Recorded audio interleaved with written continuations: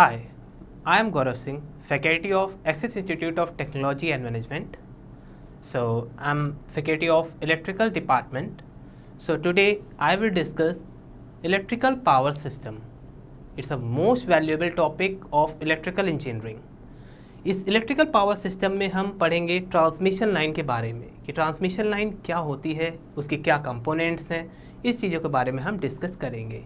सो हम स्टार्ट करते हैं कि इलेक्ट्रिकल पावर सिस्टम होता क्या है।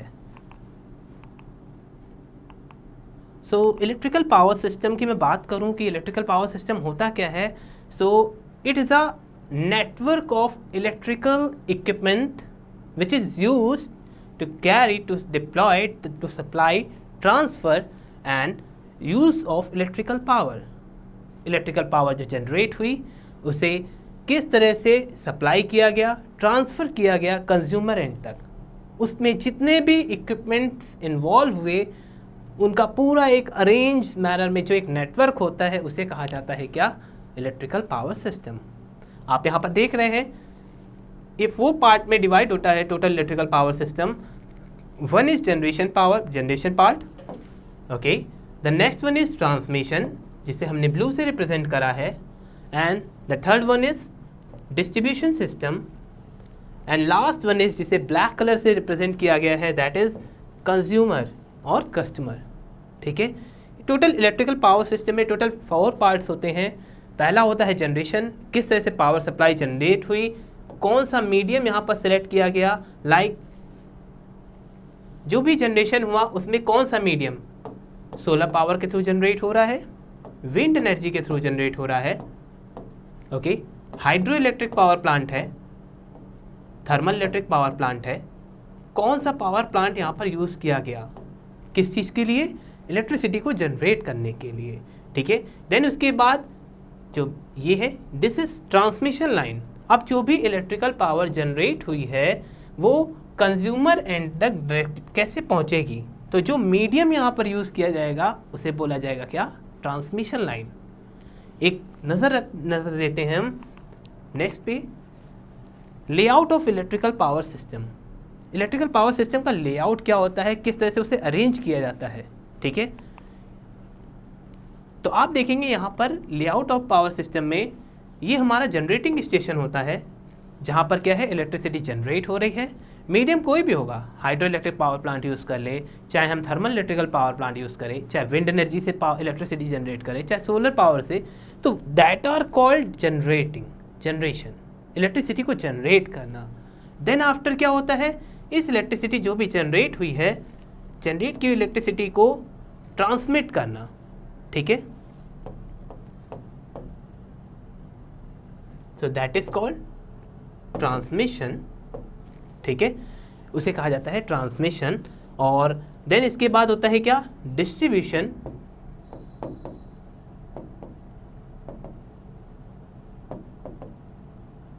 And the last one is that are called consumers और कस्टमर्स। ठीक है, वो पार्ट में से डिवाइड कर लिया लेआउट को। तो पहले आपने देखा, यहाँ पर आप गौर करिएगा, क्या है कि जो भी इलेक्ट्रिकल पावर जनरेट हुई है वो अमाउंट क्या था, जनरेटिंग अमाउंट इज 11 kV। ठीक है, देन आफ्टर यहाँ पर हमने क्या यूज़ करा, स्टेप अप ट्रांसफार्मर यूज़ करा। क्यों, क्योंकि मुझे सप्लाई को स्टेप अप करना था, वोल्टेज लेवल को। जो 11 kV है इसे किस में स्टेप अप करा, 132 kV पे। फाइन, 132 kV पे। अच्छा, मेन रीज़न हम ये किया तो आखिर क्यों किया गया, हम डायरेक्टली 11 kV को कंज्यूमर एंड पे फॉरवर्ड कर तो सकते थे, क्योंकि हमारी जो इंडस्ट्रीज़ होती हैं, जो भी इंडस्ट्रीज़ हैं, वहाँ पर हमारी रिक्वायरमेंट अगर देखी जाए तो वहाँ पर 11 kV की रिक्वायरमेंट है। ठीक है, so why we proceed with that, this a lengthy process कि 132 kV पे उसे स्टेप अप करा, देन आफ्टर उसे 66 kV में स्टेप डाउन, देन 33 kV, फिर फाइनली 11 kV पे करा, देन उसको कंज्यूमर एंड तक जो कि 230 वोल्ट या 415 वोल्ट हमारी रिक्वायरमेंट है वहाँ तक पहुँचाया। किया क्यों गया, तो इसके पीछे एक बहुत ही खास रीज़न होता है। क्यों, क्योंकि जितने भी जनरेटिंग स्टेशंस होते हैं ये इस कंज्यूमर से बहुत दूर होते हैं। ठीक, इस सिटी के एकदम आउटर एरिया पे इंस्टॉल किए जाते हैं। तो वहाँ से अगर मैं ये मान लीजिए अगर 100 किलोमीटर्स की रेंज पे यहाँ पर लगाए गए हैं, ठीक है, ये कंज्यूमर है, इसे 100 kilometre so for generating station है, ठीक है। अगर इसे डायरेक्टली 11 kV को आप क्या करोगे, कंज्यूमर एंड पे भेजोगे, 100 किलोमीटर डिस्टेंस ट्रैवल करेगा, तो क्या होगा, कभी भी 11 kV सप्लाई कंज्यूमर एंड पे नहीं मिलेगी। हो सकता है यहाँ पर 7 kV या फिर हो सकता है 6 kV ही सप्लाई मुझे मिले, बाकी की कहाँ गई, बाकी सब हो गया लॉस, ठीक है। ये क्या हुआ, सब एनर्जी लॉस हो गया in form of heat energy and many kinds of losses, जिनके बारे में हम नेक्स्ट अपने वीडियो लेक्चर पे डिस्कस करेंगे कि कौन कौन से लॉसेस होते हैं इस इलेक्ट्रिकल पावर सिस्टम में, ठीक। सो आई होप ये आपको समझ में आया होगा, ठीक। हम लोग बढ़ते हैं, ट्रांसमिशन लाइंस के बारे में डिस्कस करते हैं कि व्हाट इज ट्रांसमिशन लाइन, होता क्या है। सो फ्रेंड्स, ट्रांसमिशन लाइन क्या होता है, transmission line it's a medium, ये एक मीडियम है, मतलब माध्यम है एक किस चीज़ का, जो भी जनरेटिंग हुई है, जो भी पावर जनरेट हुई है उसे कंज्यूमर एंड तक पहुंचाने का एक माध्यम है, ठीक है, उसे बोला जाता है ट्रांसमिशन लाइन, ठीक। सो a transmission line is specialized cable or other structure designed to conduct electromagnetic waves in a contained manner। गौर करिएगा, यहाँ पर लिखा हुआ है इलेक्ट्रोमैग्नेटिक वेव्स, ठीक, और आगे लिखा हुआ है कंडक्ट, एक माध्यम जिसे किस चीज़ के लिए डिज़ाइन किया गया है, माध्यम जो कि क्या है, स्पेशलाइज केबल्स हैं, ठीक है, जिन्हें किस चीज़ के लिए डिज़ाइन किया गया है, स्पेशलाइज डिज़ाइन किया गया है, किसके लिए, कंडक्ट इलेक्ट्रोमैग्नेटिक वेव्स। जो इलेक्ट्रोमैग्नेटिक वेव्स हैं, जिसे एनर्जी है, जो इलेक्ट्रिकल एनर्जी है, उसे कंडक्ट करने के लिए, संचरित करने के लिए क्या किया गया है, माध्यम जो यूज़ किया गया उसे कहा गया क्या, ट्रांसमिशन लाइन, ठीक है। सो देन इसके बाद हम पढ़ेंगे what is the components of transmission line. अब ट्रांसमिशन लाइन तो हमने देख ली कि ट्रांसमिशन लाइन होती क्या है, हम देखेंगे कि कंपोनेंट्स उसके क्या क्या होते हैं, किन किन चीज़ों से मिलके एक ट्रांसमिशन लाइन बनती है, ठीक है। कोई भी सिस्टम हो, वो कई सारे इलेक्ट्रिकल इक्विपमेंट्स को मिला के हमारा बनाया जाता है, उसे ही बोला जाता है क्या, वो तब कहलाता है क्या, सिस्टम, जब कई सारी चीज़ों को उसमें इन्वॉल्व कर लिया जाता है, ठीक है। सो यहाँ पर भी क्या है, ट्रांसमिशन लाइन के कंपोनेंट्स के बारे में हम पढ़ेंगे कि क्या क्या उसके तत्व होते हैं, किनसे मिलकर ट्रांसमिशन लाइन बनती है।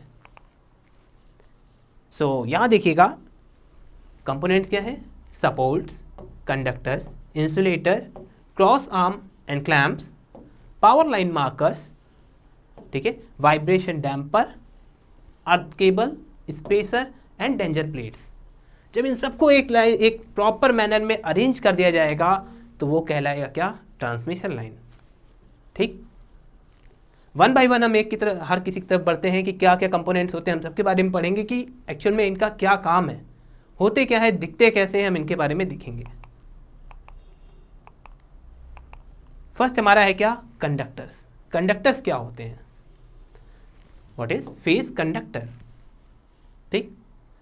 कंडक्टर एक माध्यम है, ठीक है, इस इलेक्ट्रिकल सप्लाई को, ये चार्ज है, मान लीजिए ये जो भी चार्जेस हैं उसे फ्लोट कराने का जो एक माध्यम, एक वे है कंडक्ट करने का, दैट इज कॉल्ड कंडक्टर्स, जिन्हें हम लोग बोलते हैं चालक, ठीक, जो क्या करते हैं, जिनका काम क्या होता है, इन आवेश को प्रवाहित करना, ठीक, that are called conductors. So it's a main component of transmission line, ठीक, which carries the current from one point to another point. Current को, जो भी आवेश है, इसे एक पॉइंट से दूसरे पॉइंट तक, पॉइंट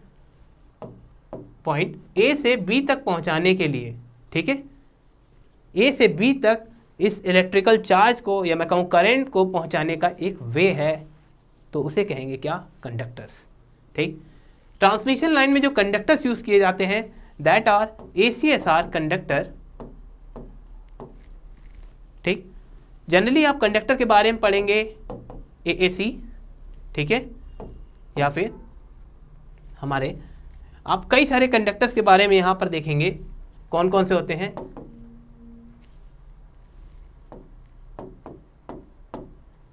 ACSR कंडक्टर्स क्या होते हैं? That are aluminium conductor steel rain enforced.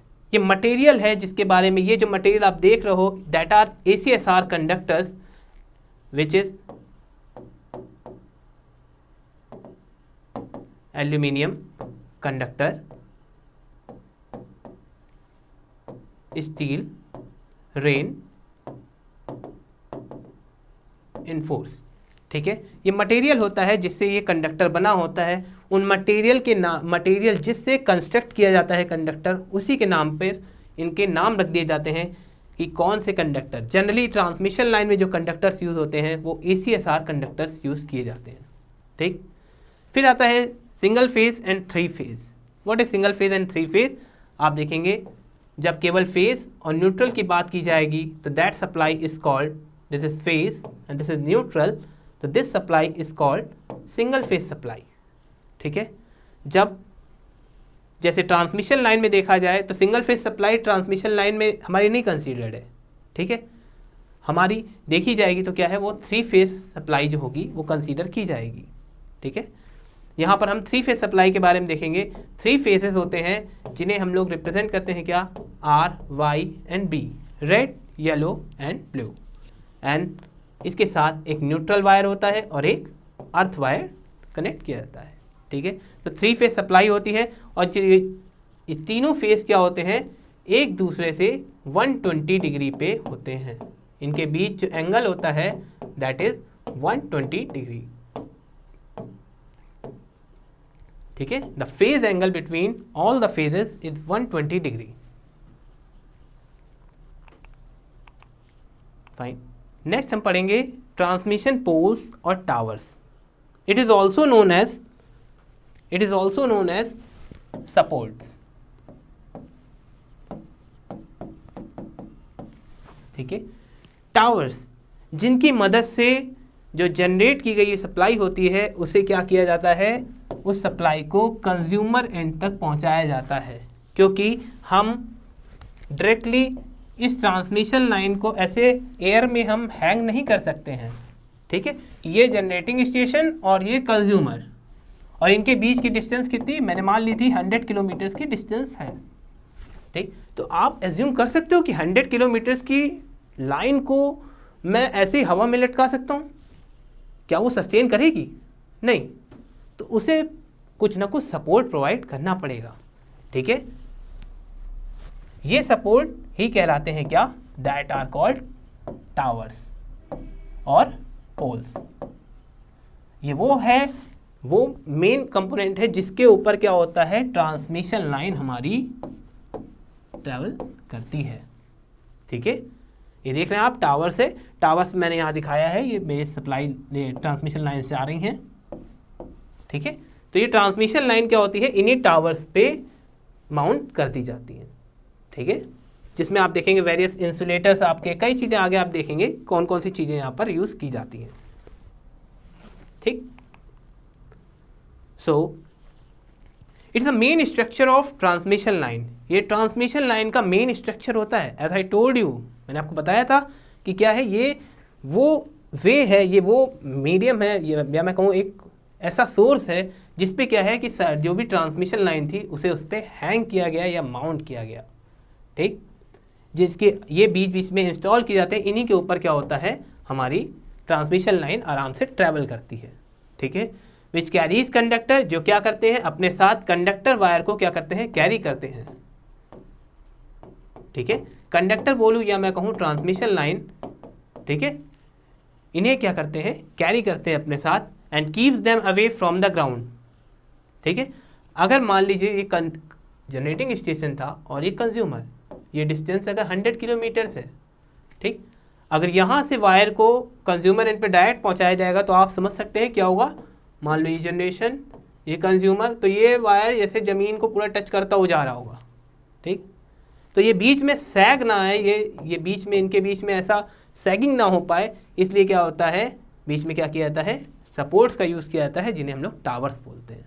ठीक, and due to economic reason the conductor use them, और इकोनॉमिक पर्पज से भी इनका यूटिलाइजेशन किया जाता है। ठीक है, then the next one is insulators. अगर ट्रांसमिशन लाइन की बात की जाए और इंसुलेटर का डिस्कशन ही ना हो, ऐसा पॉसिबल नहीं है।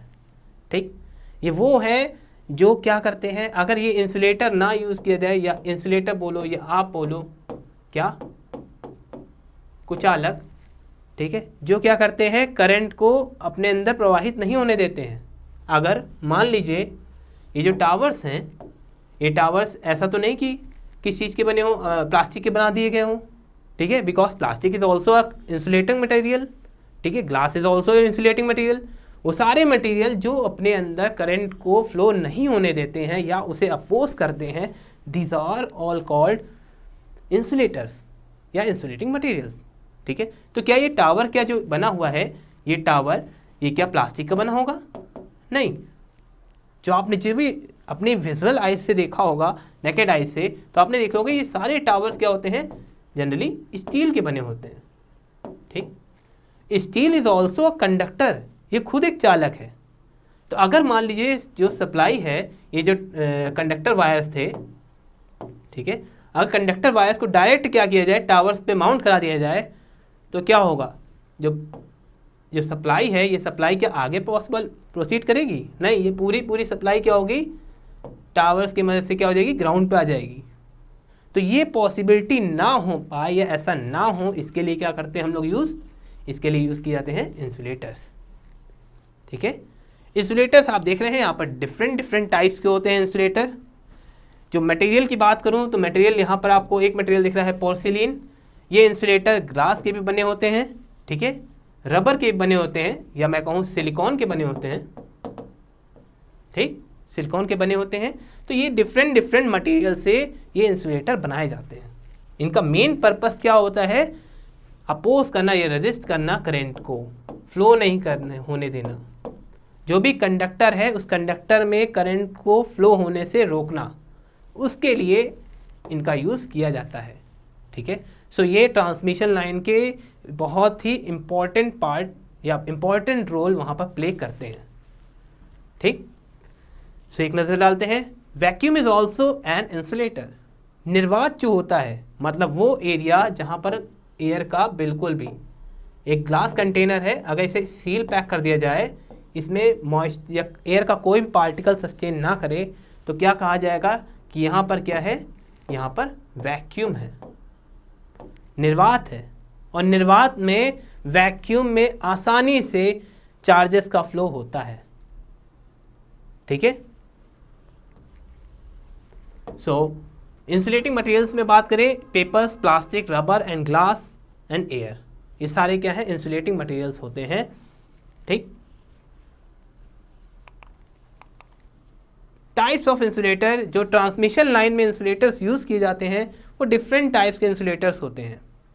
ठीक है, pin type insulator, stay insulator, ठीक है, एंड इसके बाद suspension type, strain type insulators, shackle type insulators. तो डिफरेंट इंसुलेटर्स होते हैं on the behalf of, on the uses, जैसा भी यूज़, जैसी ज़रूरत होती है उसके बिहाफ पे उन इंसुलेटर्स का यूज़ किया जाता है। ठीक, मैं बात करूं तो एक ट्रांसमिशन लाइन में ये कई, जितने भी आप देख रहे हो, ये सारे इंसुलेटर्स आपने देखे होंगे। ठीक, अगर मैं सिंपल बात करूं, ये आपका घर के बाहर जो पोल लगा होता है, ठीक है, this is your house, fine. इस हाउस के जस्ट बाहर आप देखोगे हमारे क्या होते हैं, पोल लगे होते हैं। ये पोल लगा हुआ है, ठीक है, इस पोल के ऊपर आप देखोगे चीनी मिट्टी के ये इंसुलेटर्स जो होते हैं ये लगाए जाते हैं। ठीक, डायरेक्ट, और उसके ऊपर क्या होता है, ये वायर्स हमारे या कंडक्टर जो भी है ये ट्रैवल कर रहे हैं। ठीक है, तो आप देखोगे ये जो आप इस तरह का कुछ कंस्ट्रक्शन देखोगे, so these are called insulators. इन इंसुलेटर्स के ऊपर ही क्या होता है, ये कंडक्टर वायर माउंट किए जाते हैं।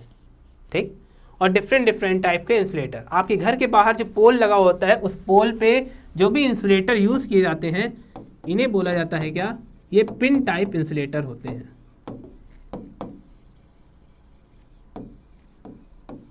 ठीक है, इन्हें बोला जाता है पिन टाइप इंसुलेटर्स। ठीक,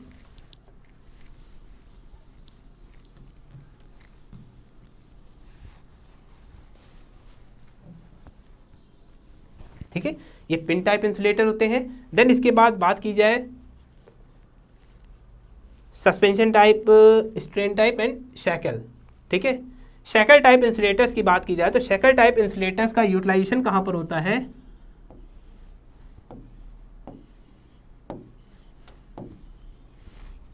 जहां कहीं भी ट्रांसमिशन लाइन को क्या करना हो, बेंड करना हो या टर्न करना हो, ठीक है, या फिर जहां भी पहला क्या, जहां भी उस लाइन को टर्न करना हो वहां पर हम शैकल टाइप इंसुलेटर्स का यूज करेंगे, या फिर जहां पर ये सप्लाई या ये लाइन है वो क्या हो रही हो, एंड हो रही हो, खत्म हो रही हो, उस जगह उस पोल पे या उस जगह पे ये शैकल टाइप इंसुलेटर्स का यूज किया जाता है। ठीक, बात की जाए सस्पेंशन स्टे टाइप, ये जो स्टे टाइप इंसुलेटर आपने देखे थे, ठीक है, इनका यूटिलाइजेशन कहाँ होता है, इसकी बात मैं कर रहा हूँ। इस इंसुलेटर का, इस जो हमारा स्टे टाइप इंसुलेटर है, इसका यूटिलाइजेशन कहाँ पर है, तो इसका यूटिलाइजेशन आप लोगों ने देखा होगा, आपके नियर बाई जो पोल होगा, ठीक है, उस पोल से जो अर्थ वायर नीचे कनेक्ट किया जाता है, ठीक है, दैट इज कॉल्ड स्टे। ये होता है क्या, स्टे होता है, इसे हम लोग ट्रांसमिशन लाइन में स्टे बोलते हैं, स्टे बोले या फिर बोले टेक। ठीक, तो इसको, इस वायर को, इस जो वायर ग्राउंड किया गया है, इस वायर को बाकी कंडक्टर वायर से दूर करने के लिए जो इंसुलेटर यूज किया जाता है, दैट इज कॉल्ड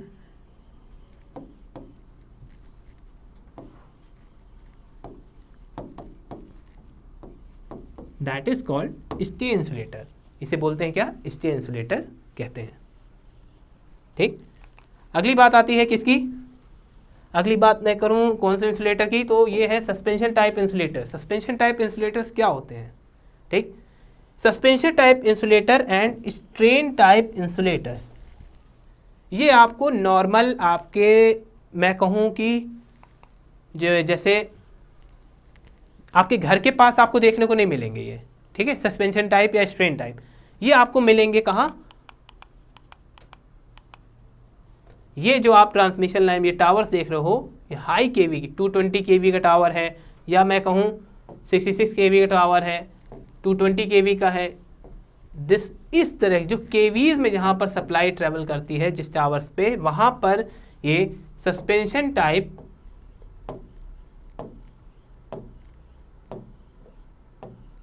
इस तरह के इंसुलेटर वहाँ पर इंस्टॉल किए जाते हैं। ठीक, ये सस्पेंशन टाइप, सस्पेंशन क्यों बोला गया, सस्पेंशन जैसे आपने देखा होगा क्या, स्प्रिंग देखी होगी, ठीक है, तो स्प्रिंग पे क्या होता है, हमारा ऑसिलेट करती है, ठीक है, उसमें सस्पेंशन होता है। ये सस्पेंशन आपने जनरली ऑटोमोबाइल्स में देखा होगा, कई सारे एड्स आते हैं, उसमें बोला जाता है सस्पेंशन टाइप, सस्पेंशन टाइप, मतलब वो कितना जर्क जो होता है वो टॉलरेट कर सकती है। ठीक है, तो वैसे ही जो स्प्रिंग टाइप जो कंस्ट्रक्शन होता है इसका, इसलिए इसे बोला जाता है सस्पेंशन टाइप। ठीक, अगर जैसे ये वर्टिकल अलाइनमेंट है, ठीक है, तो इसे बोला जाएगा सस्पेंशन टाइप। ठीक है, अगर यही क्या हो गया, हॉरिजॉन्टल अगर इसका अलाइनमेंट हो गया, तो that is called strain type. ठीक है, आर यू गेटिंग? सो ये होते हैं स्ट्रेन टाइप इंसुलेटर और सस्पेंशन टाइप इंसुलेटर। अच्छा, एक बात और बताना चाहूँगा, बहुत ही इंपॉर्टेंट है। ठीक, ये जो इसमें जो डिस्क यूज़ की जाती हैं, ये डिस्क,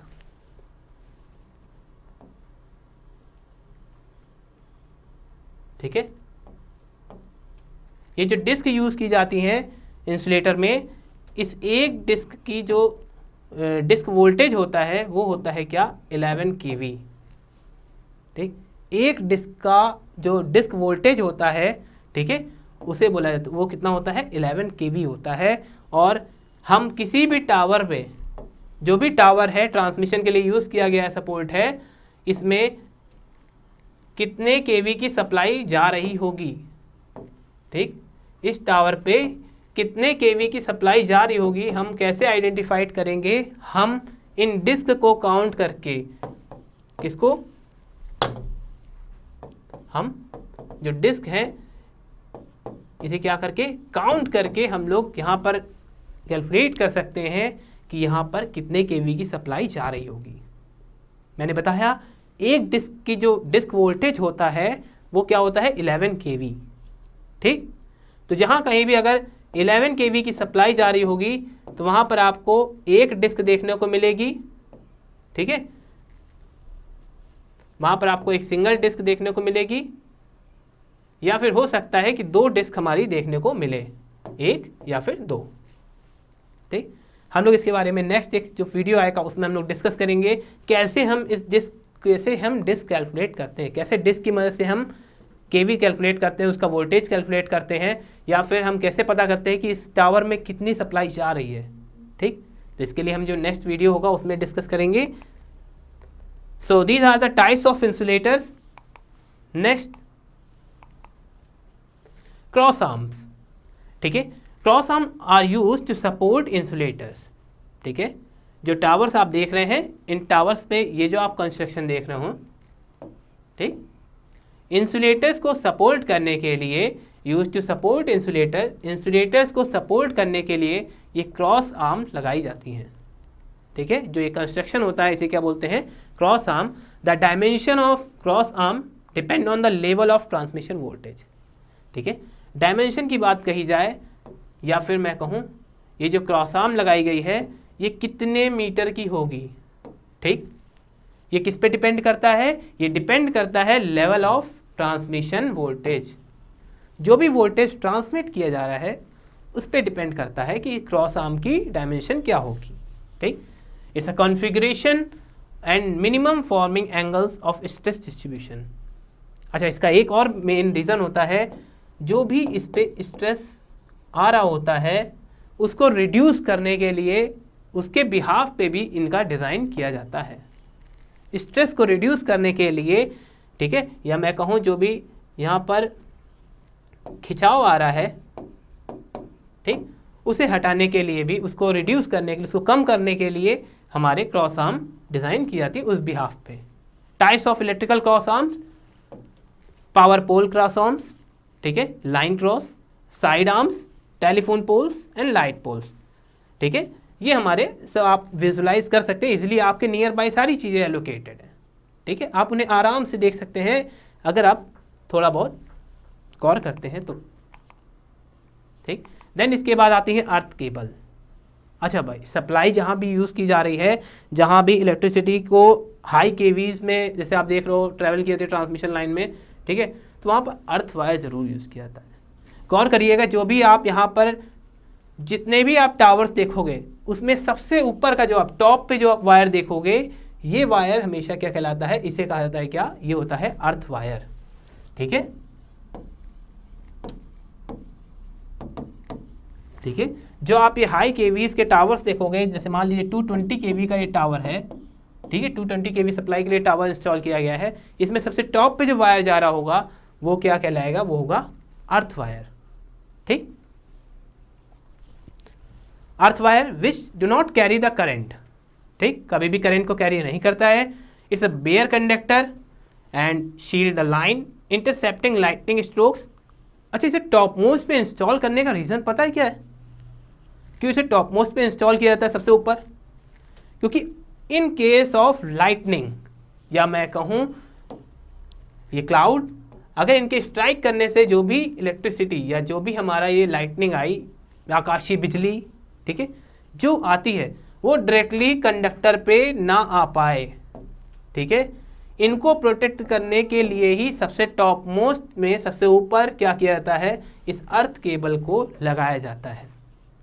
ठीक है, otherwise there is no another reason to install this earth wire on the top most of the tower. ठीक, इस लाइटनिंग चार्जेस से प्रोटेक्ट करने के लिए कंडक्टर्स को क्या किया जाता है, सबसे टॉप पे अर्थ केबल को इंस्टॉल किया जाता है। इसके बाद आते हैं क्या, spacers. Spacers is also a important part of transmission line. ठीक है, स्पेसर नाम से ही पता चल रहा है क्या, स्पेसर मतलब बीच में ये दो चीज़ें हैं, इनके बीच में दूरी बनाए रखने का जो काम करते हैं उन्हें कहा जाता है क्या, स्पेसर। जैसे जो भी ट्रांसमिशन लाइन होती है वहाँ पर कभी भी एक आप देखोगे जैसे हाई केवी की अगर ट्रांसमिशन हो रही है तो वहाँ पर क्या होगा, कई सारे कंडक्टर वायर जा रहे होंगे। इन कंडक्टर वायर को एक दूसरे से दूर रखने के लिए कि ये एक दूसरे के पास ना आ पाए, जो बीच में एक चीज़ यूज़ की जाएगी, ठीक है, उसे क्या बोला जाएगा, स्पेसर। ठीक, these are called spacer. As you are seeing, यहाँ आप देख सकते हो, क्योंकि यहाँ पर क्या होता है, जो भी ट्रांसमिशन लाइन में बंडल्ड कंडक्टर का यूज़ किया जाता है। बंडल्ड कंडक्टर का यूज़ किया जाता है। बंडल मतलब एक साथ कई सारे कंडक्टर्स का, जैसे आप देख सकते हैं यहाँ पर 3 कंडक्टर्स का यूज़ किया है, यहाँ पर आप देख रहे हो 2 कंडक्टर्स हैं, सिमिलर भी यहाँ भी 2 कंडक्टर्स का यूज़ है। आप यहाँ देख रहे हो इस फिगर में टोटल 4 कंडक्टर्स का यूज़ किया जा रहा है ट्रांसमिशन लाइन में। तो ये चारों कंडक्टर्स को एक दूसरे से सेपरेट करने के लिए, एक दूसरे से बीच में डिस्टेंस बनाए रखने के लिए जो यूज़ किया जाता है वो कंपोनेंट क्या कहलाता है, स्पेसर। ठीक है, उसे बोलते हैं क्या, स्पेसर्स।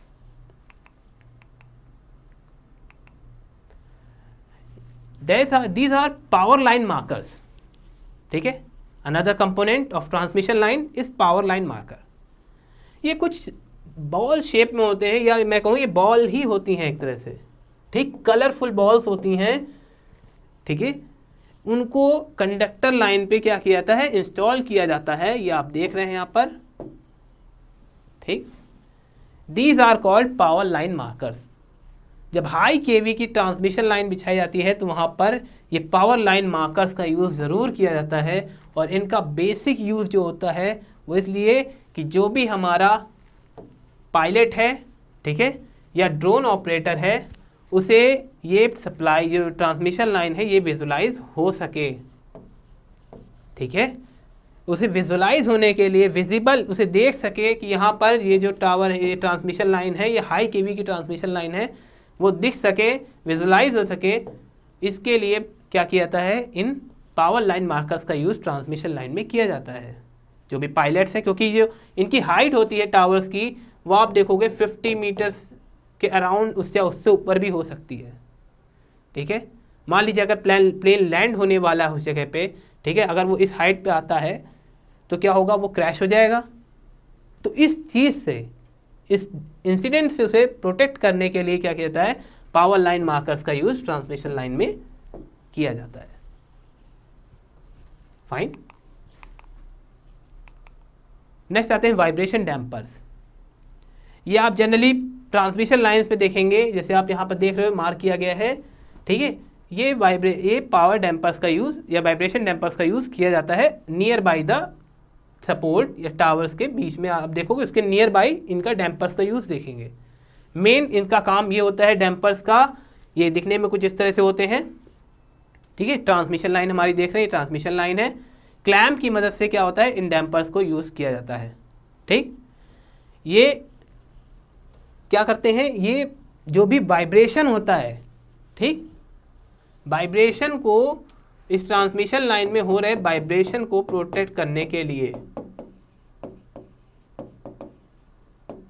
जो भी वाइब्रेशंस है उससे ट्रांसमिशन लाइन को प्रोटेक्ट करने के लिए वाइब्रेशन डैम्पर्स का यूज़ किया जाता है, जो क्या करते हैं कि जो भी वाइब्रेशन हो रहे हैं ट्रांसमिशन लाइन में उससे प्रोटेक्ट करते हैं, ठीक।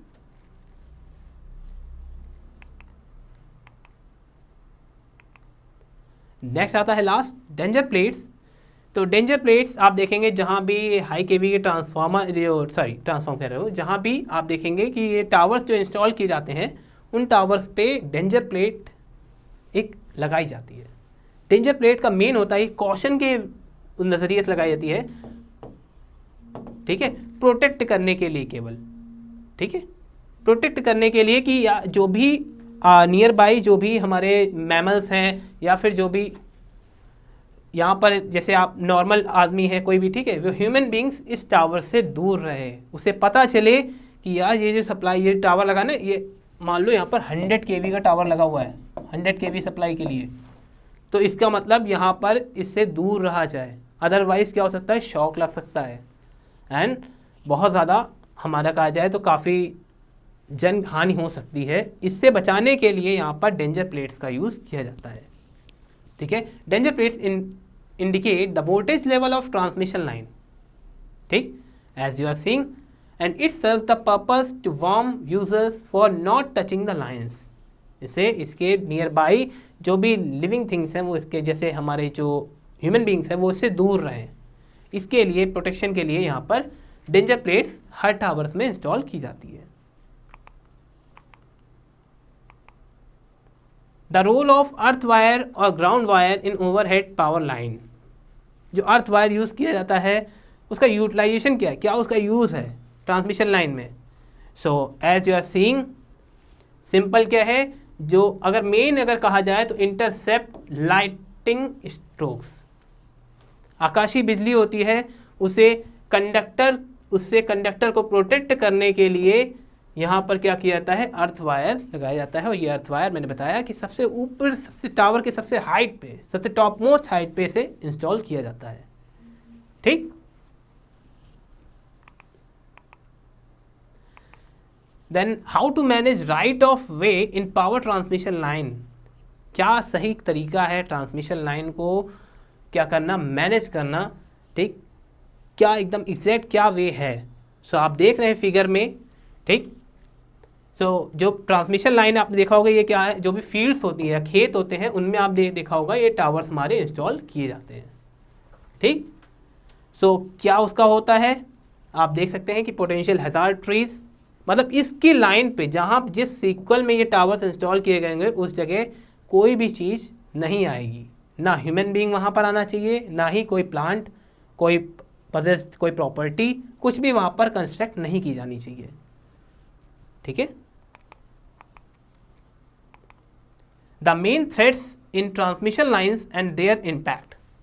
क्या क्या थ्रेट्स हो सकते हैं ट्रांसमिशन लाइन के, उनका क्या इम्पैक्ट पड़ेगा, एक नज़र डालते हैं।